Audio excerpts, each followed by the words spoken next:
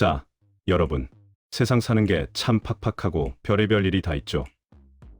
그런데 우리가 살고 있는 지금, 이 세상만 요지경인 줄 아셨다면 큰 오산입니다.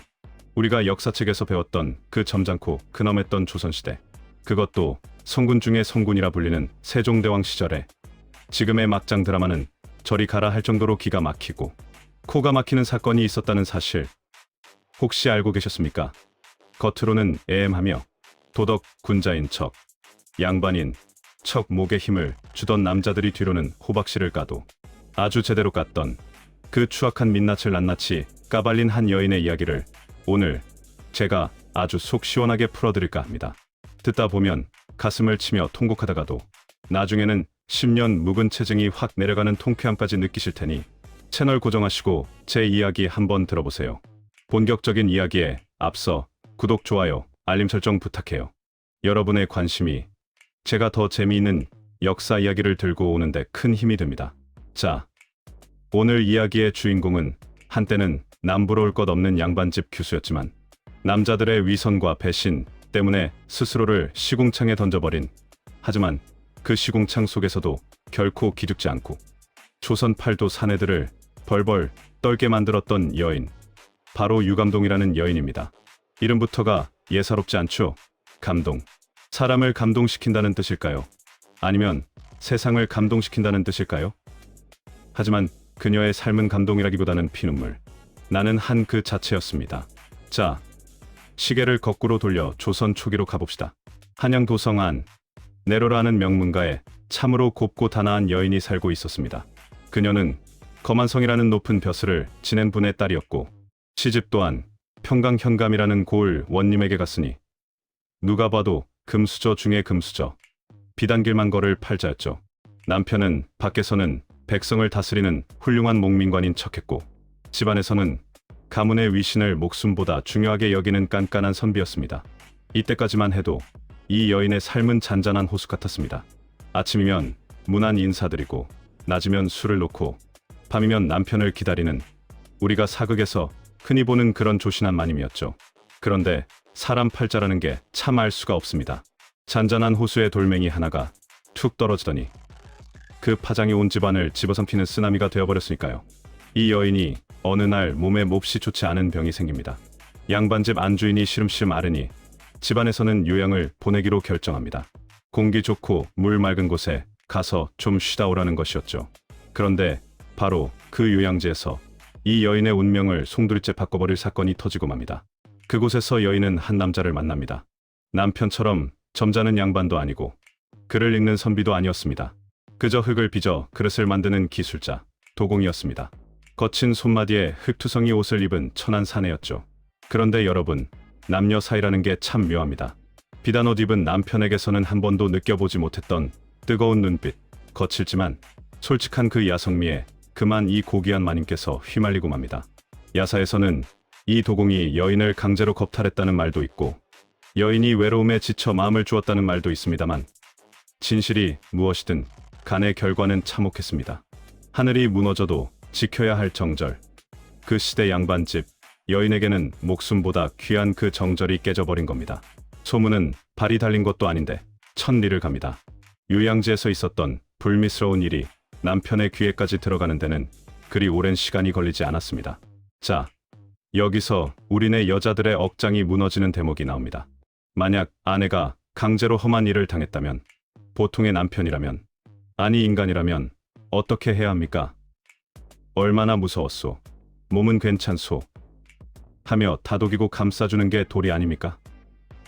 설사 아내의 실수였다 하더라도 평생을 함께하기로 맹세한 부부라면 한 번쯤은 이야기를 들어보고 용서할 수도 있는 것 아닙니까?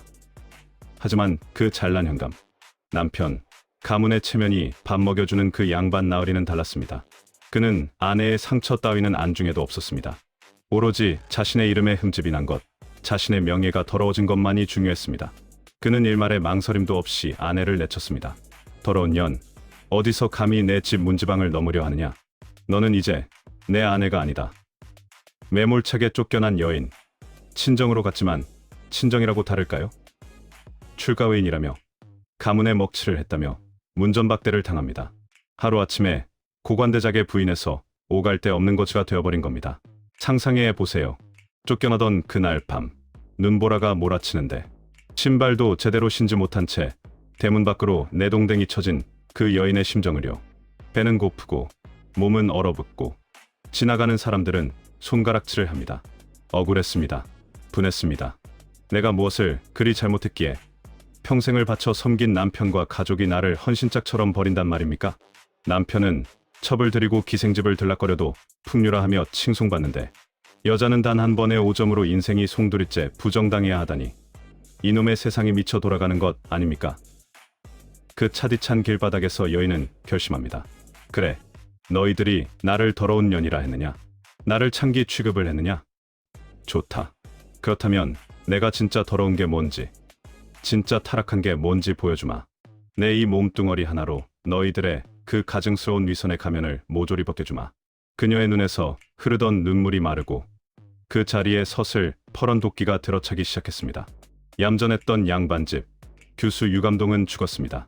그리고 그 자리엔 조선 팔도 사내들을 파멸로 이끌 복수의 화신이 다시 태어난 겁니다. 그녀는 스스로 기생의 길로 들어섭니다. 아니, 기생이라고 하기엔 좀 다릅니다. 돈을 벌기 위해 웃음을 파는 것이 아니었습니다. 그녀는 자신의 몸을 무기로 권력자들을 사냥하기 시작했습니다. 소문은 삽시간에 한양 바닥에 퍼졌습니다. 전직 현감 부인이었는데 미모가 기가 막힌다더라. 양반집 규수 출신이라 그런지 글 솜씨며 말솜씨가 보통이 아니다. 하룻밤을 보내면 넋이 나간다더라. 남자들이란 참 단순하고 어리석은 동물이지요. 하지 말라면 더 하고 싶고 감추면 더 보고 싶은 법입니다. 게다가 타락한 귀부인이라는 타이틀은 그들의 비뚤어진 정복욕을 자극하기에 충분했습니다.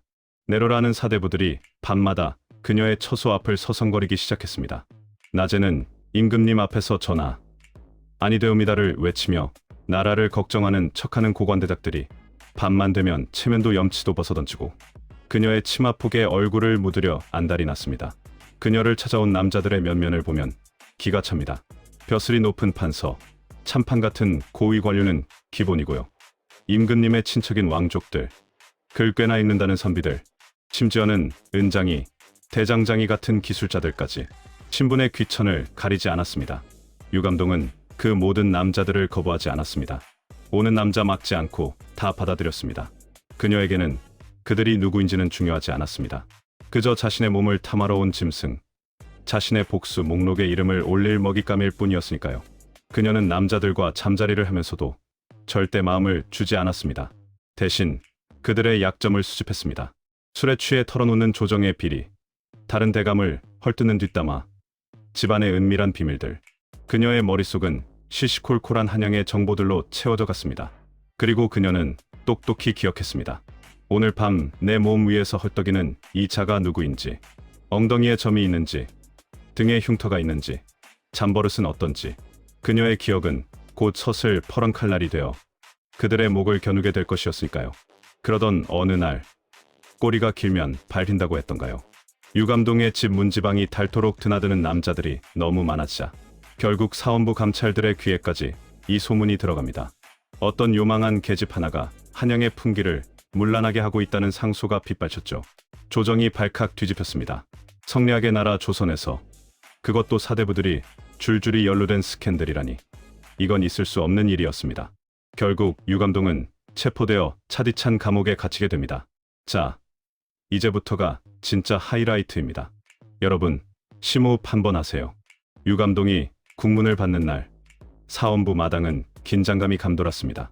붉은 관복을 입은 수사관들이 서슬 퍼런 눈으로 그녀를 내려다보고 있었고, 형틀에 묶인 유감동은 헝클어진 머리에 피투성이가 된 채였지만 고개를 꼿꼿이 들고 있었습니다. 보통의 여인네라면 벌벌 떨며 살려주십시오 하고 빌었을 텐데 그녀는 달랐습니다. 입가에 묘한 미소까지 머금고 있었죠. 수사관이 호통을 칩니다. 내 인연, 내가 사대부의 명예를 더럽히고도 부끄러움을 모르는구나. 내년과 간통한 놈들이 누구인지 바른대로 대라.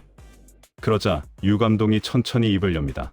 그녀의 목소리는 작았지만 그 내용은 천둥벼락보다 더 컸습니다. 나으리, 종이는 넉넉히 준비하셨습니까? 제 기억 속에 있는 이름들을 다 적으려면 먹물도 모자랄 텐데요. 수사관들이 코웃음을 쳤지만 이내 그들의 얼굴은 사색이 되었습니다. 유감동의 입에서 나온 이름들이 하나같이 조정의 거물들이었기 때문입니다. 첫 번째는 지난달에 다녀가신 예조의 김대감. 왼쪽 허벅지 안쪽에 붉은 점이 있으시더군요. 그날 밤 제게 부인 몰래 딴 주머니를 찾다고 자랑하시죠. 순간 국문장의 정적이 흘렀습니다. 기록을 하던 서기의 붓이 멈췄습니다. 하지만 그녀는 멈추지 않았습니다.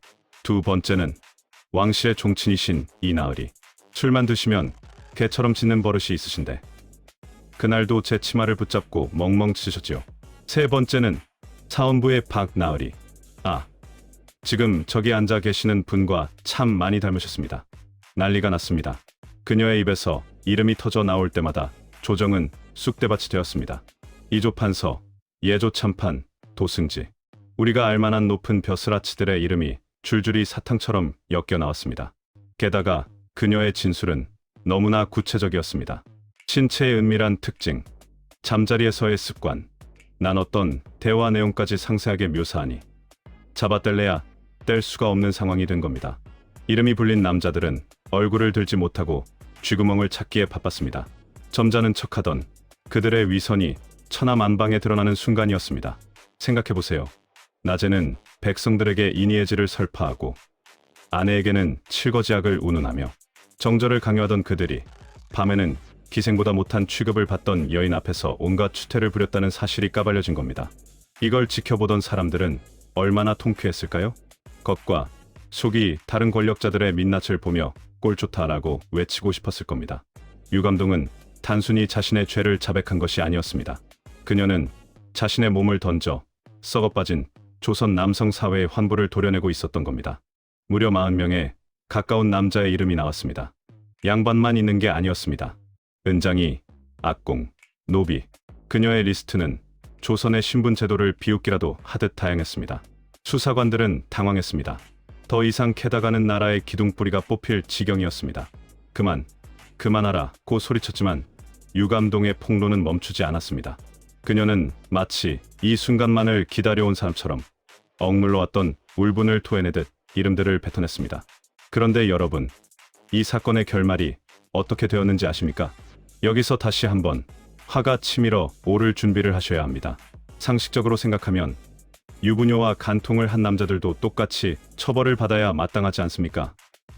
게다가 그들은 나라의 녹을 먹는 관리들이었으니 그 죄가 더 무겁죠. 하지만 조선은 철저한 남자들의 나라였습니다. 조정에서는 회의가 열렸습니다.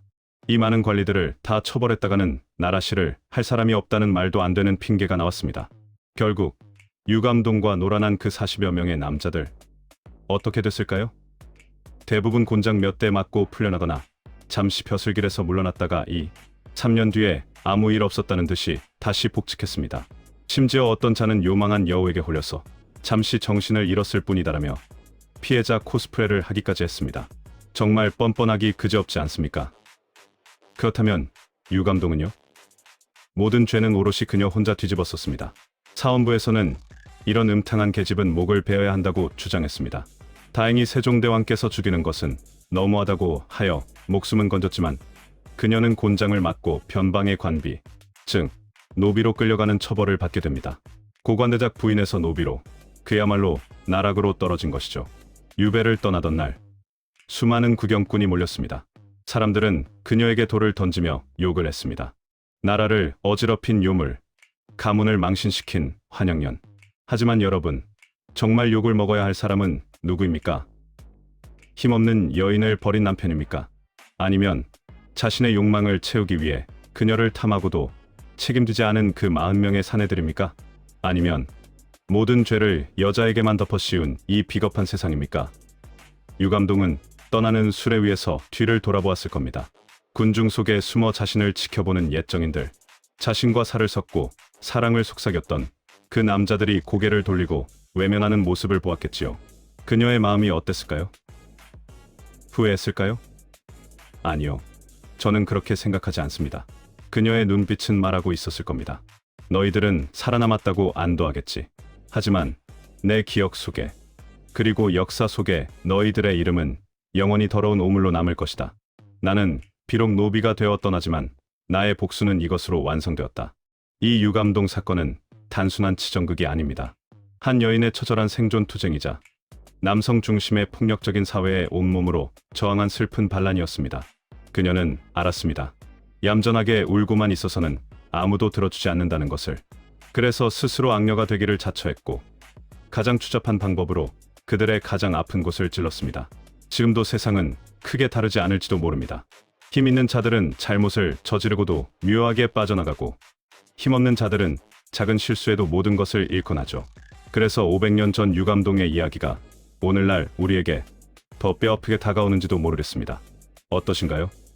드라마보다 더 드라마 같은 유감동의 삶. 비록 그녀는 역사 속에서 음탕한 여인으로 낙인 찍혔지만 오늘 제 이야기를 들으신 여러분만큼은 그녀를 조금 다른 시선으로 봐주셨으면 합니다.